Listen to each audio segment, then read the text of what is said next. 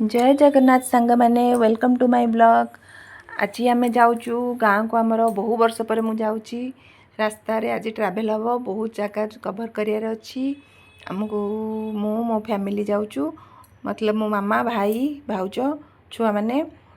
तो गाँ को जाकि जाऊँ रास्तार टे से दरकार कुरकुरी फुरकुरी छोट छुआ तो अच्छी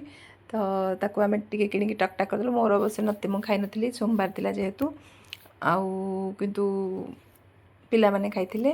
चलू रास्तार दृश्य बहुत थिला पाग बहुत साथ देथिला वर्षा पाग टिके टिके चिपचिपी पाग वर्षा पाग बहुत साथ देथिला हम जाइथिलु प्रथमे जाई पहुँचिलु गोटे फल दुकान रे सेठारु किछि कुलु नेला तापरे आमे चलिलु पुणी नयागढ़ अभिमुखे नयागढ़ रे वैष्णव देवी भैरव बाबा अछंती जोटा अबिकल रूप रे ओडिसा रे करा जाईछि आमे ताको देखिया रास्ता पूरा अगम्य भल से डेभलप हैनी किंतु माँकर ना बहुत विख्यात तो आम जाकि सेठारे पहुँचलु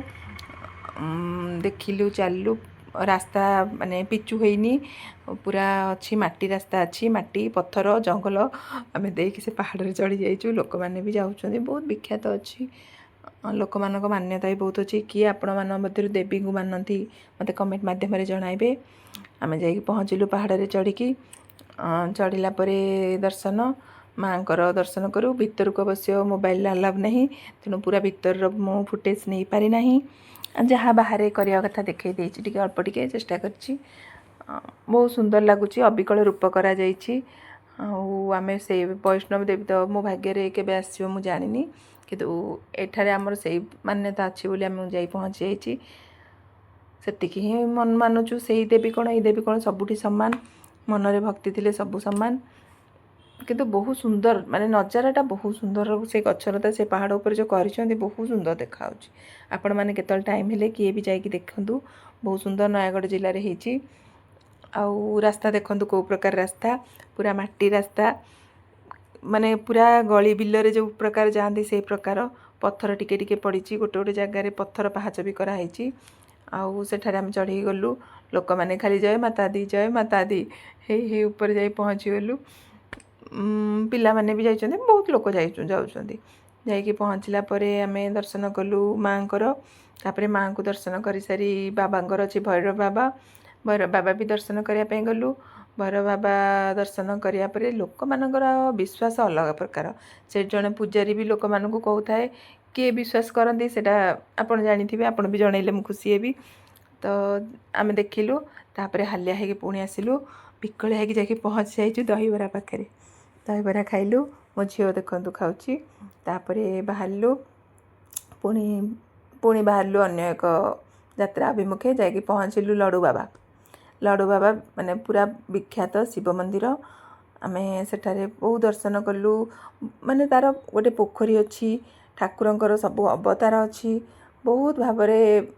बहुत पुराना मंदिर मु पिला बेलू भी एक कथा शुणी विगत 15 वर्ष 17 वर्ष पर मुझे देखापी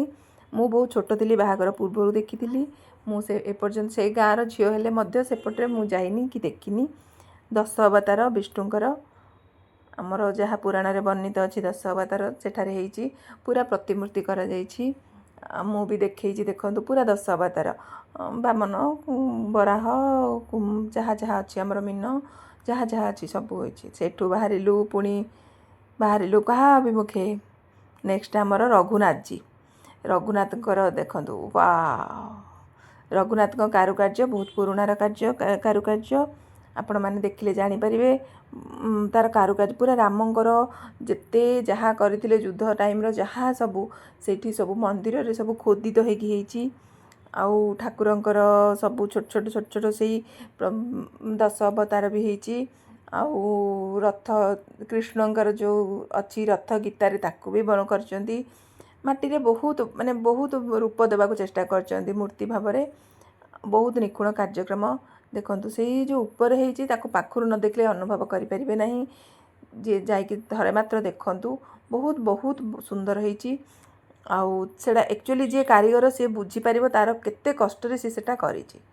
रघुनाथंकर मंदिर अति विख्यात मंदिर आपण माने जांतु देखंतु आमे तो तार सानिध्य लाभ करिछु आ गोटे यहाँ डुप्लिकेट रे करिसेंती अवश्य ବହୁତ